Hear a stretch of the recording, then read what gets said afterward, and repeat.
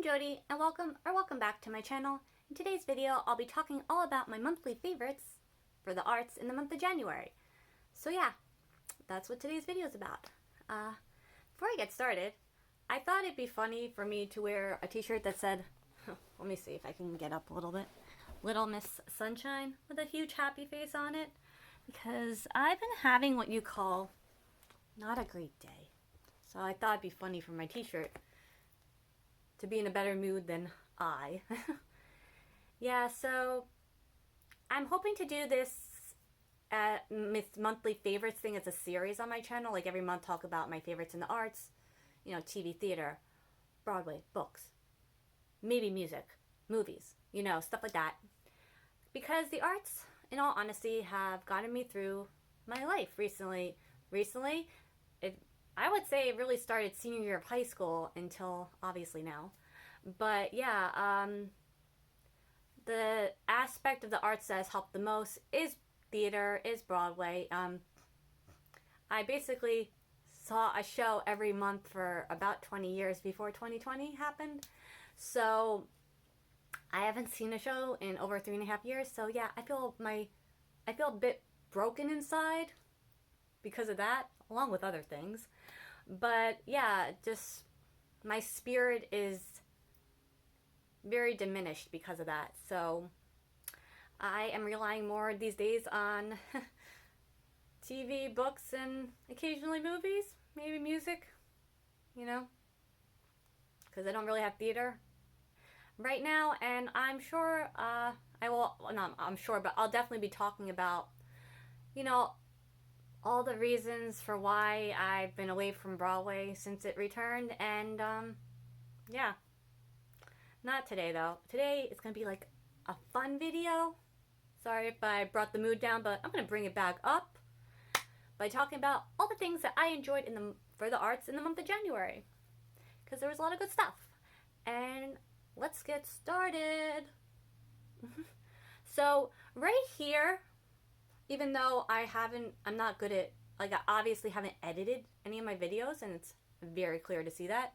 Probably won't be editing this one. So I'm just going to say right now, I'm going to start off with talking about my favorite TV show of the month, and just pretend right here in the corner is the title of the show. You know, all very nice, very professional looking. Yeah, just pretend. Use your imagination, you know? Ow. My ring I just hit my hand too hard on my other hand, and the ring I was wearing hit that, and it hurt a little. Oh, I'm not only am I sensitive on the inside, I am sensitive on the outside. Sensitive soul. Anyway, yeah. So my favorite TV show for the month of January is hands down Servant on Apple TV. I didn't start watching it when it first aired. I don't think I even had the streaming service when it first aired. I'm not positive about that. I got this Apple streaming service sometime around the time that Come From Away was put on the streaming service, because I never saw that show, and I was like, found only a reason to, you know, get the streaming service. So yeah, I don't know if the Servant had premiered yet or not, but whatever it was, I hadn't watched it yet, and I started watching it. I think I saw 2 episodes a few months ago.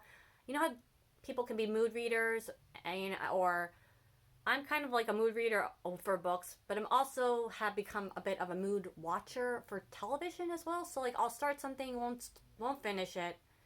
So it's one of those situations with this show where I saw the first 2 episodes months ago, and then I just was like, okay, I think the last season had started airing. I'm like, I don't know if it started airing. Anyway, I started watching it, and I found myself doing something I rarely do, which is watching episode after episode of the same show.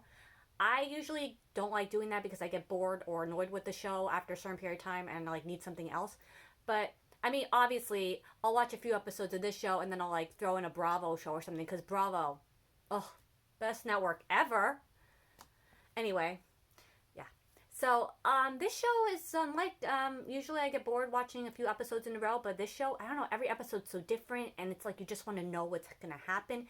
And also, I kind of thought the series had finished airing the episode, so I thought the whole series the whole series was up.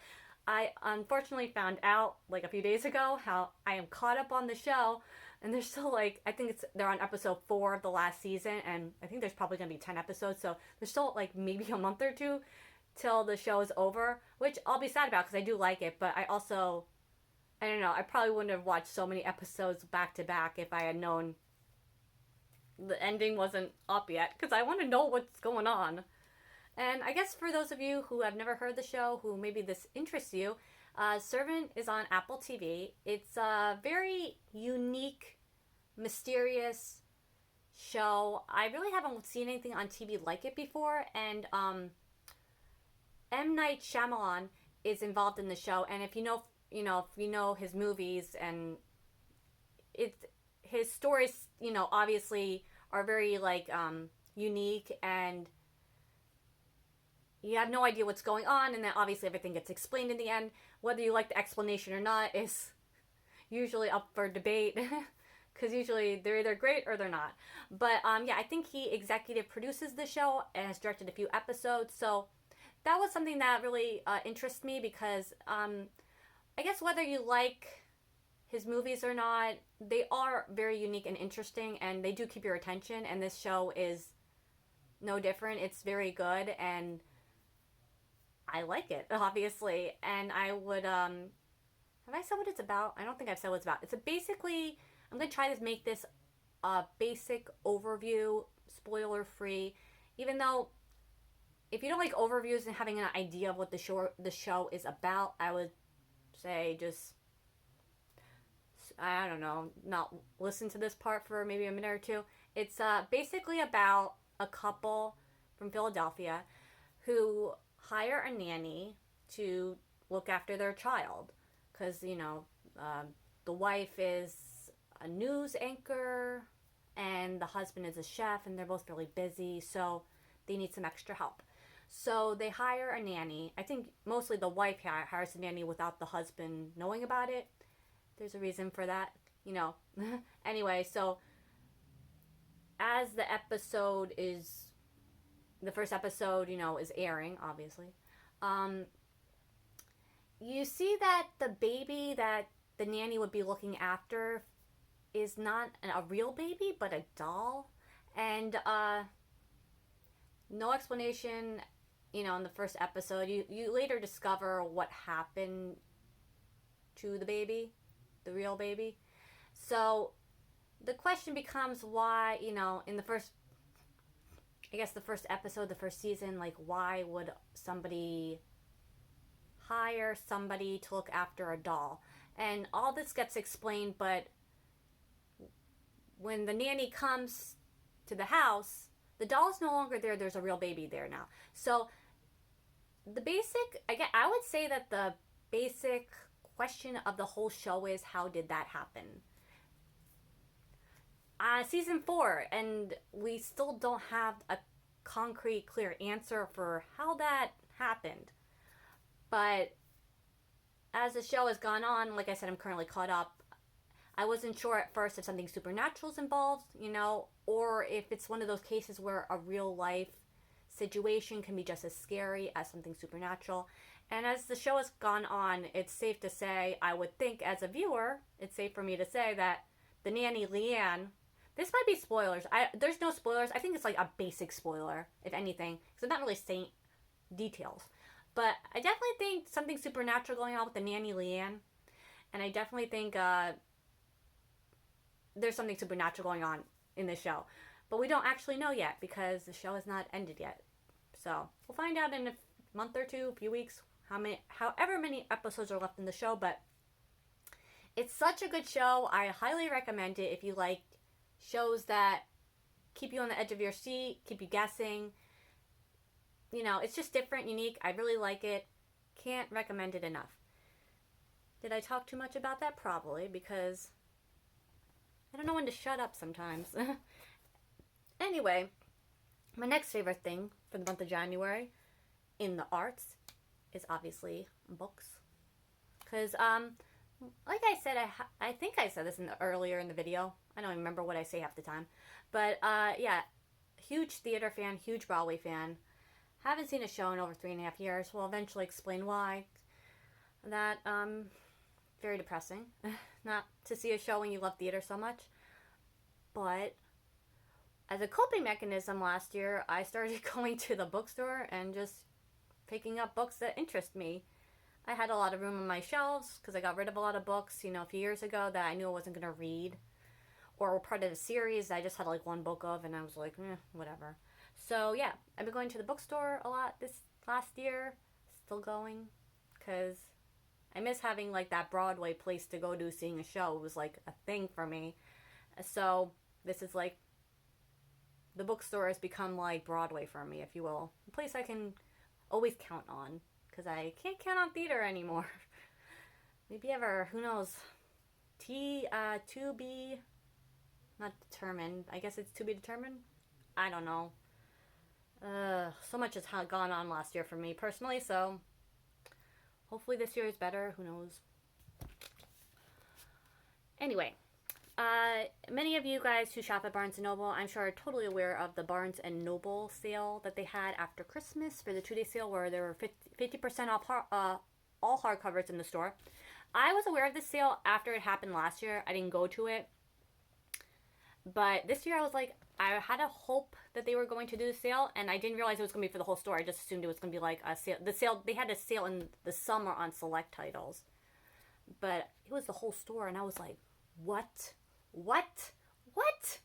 That's crazy. That's amazing. And, I thought that was so cool.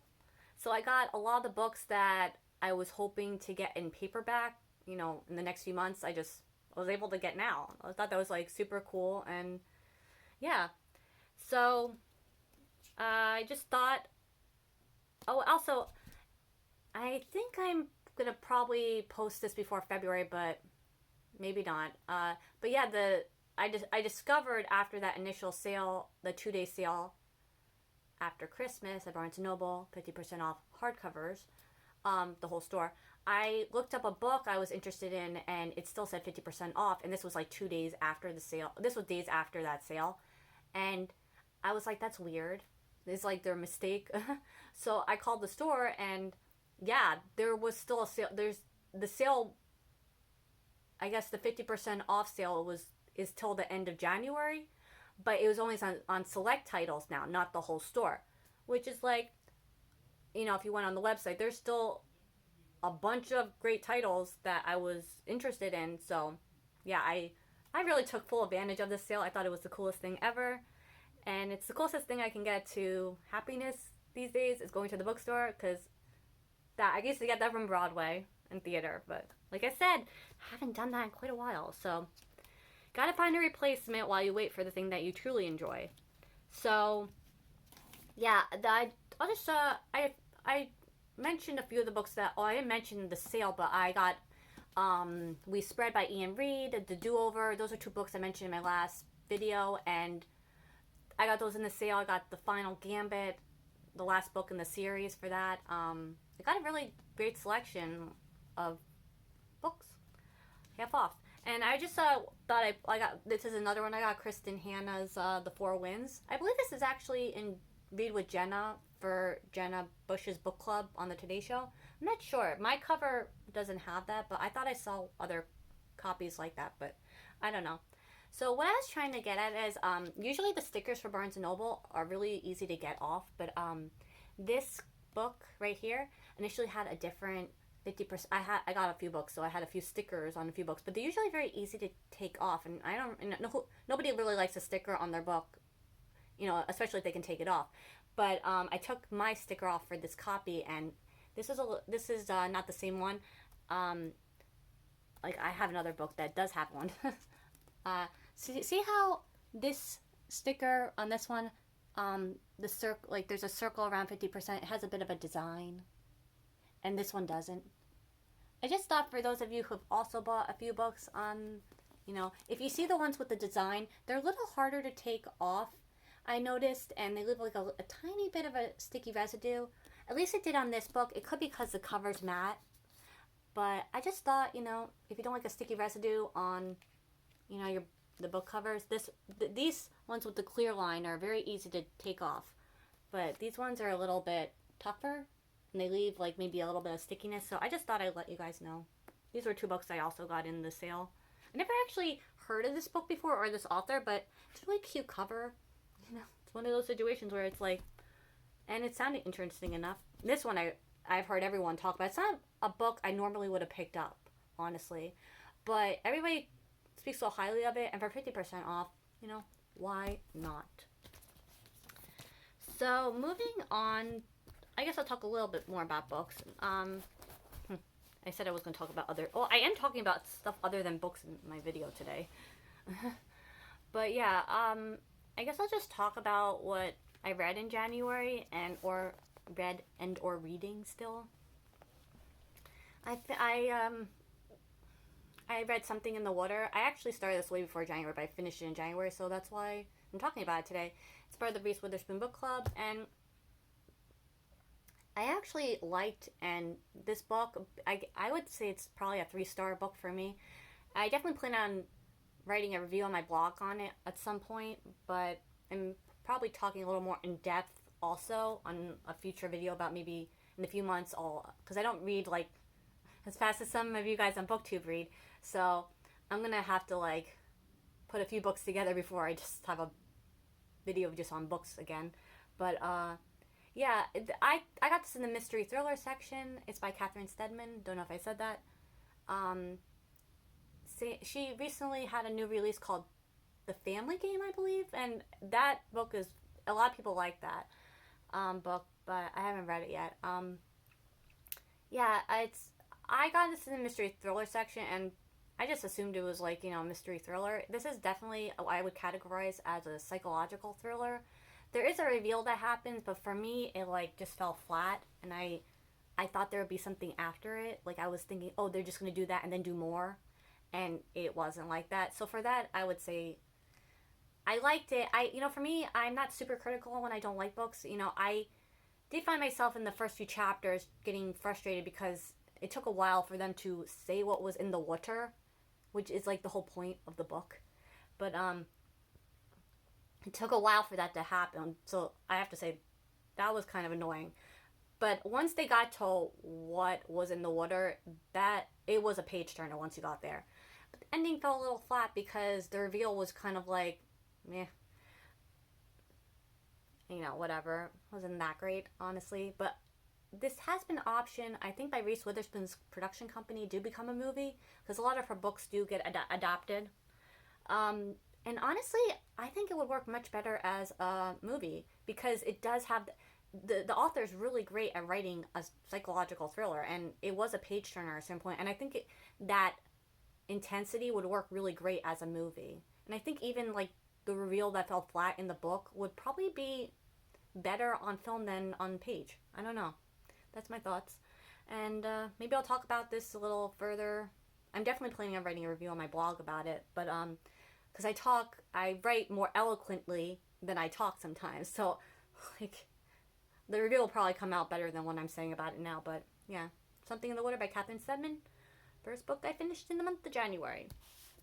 And a book I am currently reading is The Lost Ticket by Freya Sampson. And never heard of this author before, but sometimes like a cover just sticks out to you, and this cover is so pretty and cute, and I really liked it. And I read the back of it, and sounded like a really sweet story. And I'm about 100 pages in. I don't think I've even read anything in like at least a week or so. Not because the book's not good, but you know, I'm just like, I don't know. I don't read all the time, which is ironic since I buy books all the time. But at least for the last year. Like I said, not a great year. Coping mechanism. Not a great one, but, you know, whatever. So, yeah, it's a really sweet story. And honestly, I say this a lot. You know, you think this a lot of times when you read something, how it can be really great. It would be a great adaptation. This would make a really cute movie. I could totally picture this becoming adapted. It just like, the story is just so sweet and it's nice. And I think I'm probably going to end up really liking this. I'm 100 pages in, and I just really like it.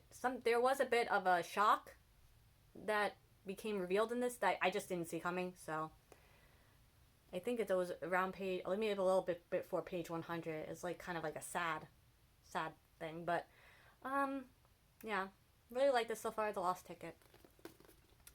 And I think I'm going to pivot back to TV because I forgot to mention that another one of my favorite things for the month of January for television is, I don't know if any of you out there have watched The Dropout on Hulu.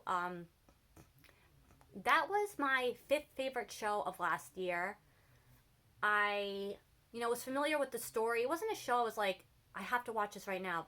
Because I had watched an HBO documentary on the premise of what The Dropout is about.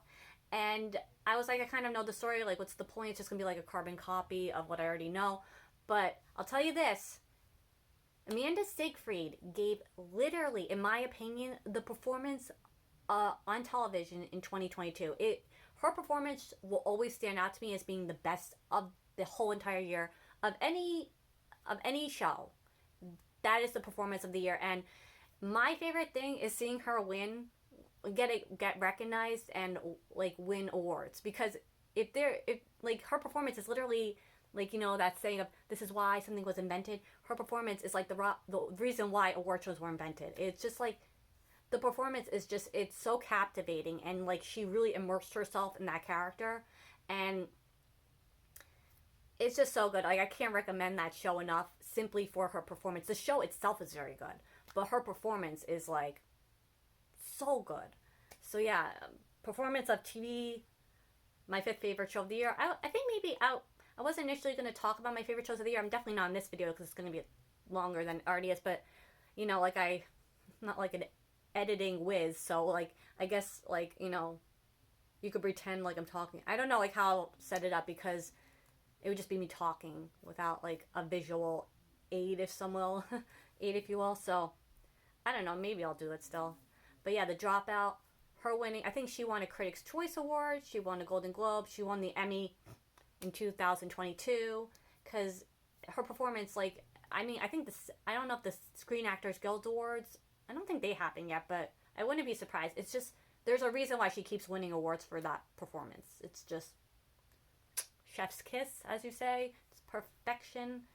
And yeah, that was another favorite thing for me as a TV watcher, to see someone I really admired their performance win an award for that work they did. Okay, I think that's all my favorite stuff for the month of January in the arts. I do have a least favorite thing though for the month of January in the arts, and that is Beetlejuice on Broadway closing. Yeah, they closed on January 8th at the Marriott Marquis Theater, and to say that, I actually got to see the show in June of 2019. I think I saw it, I want to say I saw it the first week of June that year. I don't know if the Tony Awards had happened yet. I don't remember. I know it was June 2019. I don't remember the date, and I can't remember if it was before or after the Tony Awards. I don't know why that's relevant right now, but yeah. So I loved that show. It was so fun, so cool, and like when you saw the show, when you sat down in your seat, it was like being at an amusement park, like ride or something. I've never been to any show like that before, and if you're into theater, you know that the director of that show, Alex Timbers, if you've seen any of his other work, he for me, he's a director whose shows that if you go to see his shows, you know you're going to walk into a set design that is like anything else. And Beetlejuice was probably like just another one of those amazing, like he always has a great set design for his productions. So yeah, I think I've seen every show he's done on Broadway, directed on Broadway. I'm trying to think now, the first one. I saw Bloody Bloody Andrew Jackson, great set design. I saw Peter and the Starcatcher, I believe he did. That had not as much of a set design, but it was still memorable. Oh Hello, that had a pretty cool set. But Moulin Rouge, Beetlejuice, and Bloody Bloody Andrew Jackson, those set designs were so cool. But what I'm trying to get at is Beetlejuice was just like such a cool experience. And the set design, I mean, the show's great, the performances were great, but that set design is like unlike anything else, and it was so cool to see. And what a fun, that was a fun day. I had a really fun day that day. I don't always do the stage door, but a lot of the actors that I like from other shows, a lot of them are, I guess, I think most of the original cast did come back for when the show returned to the Marriott Marquis Theater.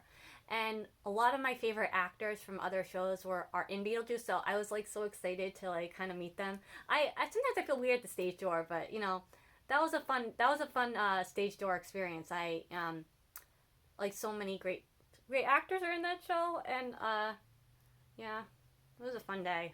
The memory of a fun day. It's all I have now. Fun days, memories. But yeah, it was really. I was happy that Beetlejuice came back. I didn't like I think everyone was hoping, who was a fan of the show, hoping it would return, because it really got it got kind of like, it shouldn't have ever closed. It was doing so well. I mean, I don't know. It had the show, the Music Man took over for that theater, so that's why it got kicked out. But obviously, the Music Man, with someone so high profile like Hugh Jackman, it was obviously always going to make more money than Beetlejuice, and that's the reason why the show got kicked out.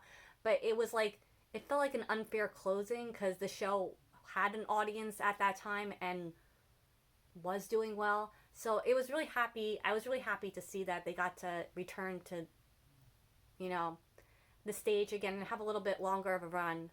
So that was nice. And it was, I think, with the exception of the character of Lydia, I think for the most part, most of the original cast returned, who were at the show at the time that you know, the show originally had to shut down in 2020. So that was really nice to see everybody get a chance to like continue playing the parts and everything. And yeah, it's a great show. I mean, if you get, I know it's on national, it has a national tour now, so if you get the chance to see it, I highly recommend it, because it's definitely a good time. I think they have a cast recording out also, so if you can't see the show, you can at least listen to the songs. But yeah, it's like, I was just happy to see it return. For me, I'm a little sad also, because I know they did something really, the Marriott Marquis Theater, there's like the Marriott itself, there's like a walkway from like 45th Street to 46th Street. It's just like, you know, if you don't, it's almost like it's like a walkway, you know, it's like if you don't want to go to the end of the block, you can just cut through that area. It's nice. You don't have to, you know, deal with traffic or anything. You could just like cut on through. And they always, when there's a show going on at that theater, they usually have there's like, you know, a place where people can sit, like a really long bench from one side of the street to the other side of the street in that walkway. And behind it, there's like usually like a mural of some kind for the show that's currently playing there. And I only got to see this like, I think, you know, like when people, I don't really watch a lot of stuff about Broadway on YouTube anymore, because it's kind of depressing for me, because I haven't been able to go back, so it's kind of like sad for me. But I did see somebody who must have seen the show. They showed the outside where it said Beetlejuice, but the Beetlejuice was like all fan art, like all the letters of Beetlejuice were all in fan art, and I thought that was so cool. Like, it was the coolest mural I've probably ever seen for that the Marriott have. And I like, all I wanted to do was like see it in person, but unfortunately, if I make it back to see a show, I'm sure that's going to be gone by the time I go, because there is another show going in there called, I believe, Once Upon a Time. It's a musical that features Britney Spears music, and I know that's not going in there till June. But usually, if you know, give it a month or two, when there's not a show, it's usually just like a mirror kind of, not for the Marriott. It's usually no. I don't know. Maybe they'll leave it. Maybe I'll luck out. Just really wanted to see it in person because it looked so incredibly awesome. But yeah, this video is long, but you know, this video is long, like my others, and I'm probably the only one tuning in at this point. But yeah, I hope today's video was fun. Hope you discovered a new show or book. And yeah, I'm still figuring out stuff for this channel. I don't know. It's not great. I try, but still getting used to everything, so hopefully future videos like will be better, more fun. I don't know. So yeah, that's today's video. I hope you enjoyed it, and let me know in the comments what were your favorite things in the art for the month of January. TV, books, Broadway, movies, whatever was your favorite thing for the arts. That'd be fun to talk about. So, thanks for tuning in, and until next time, bye.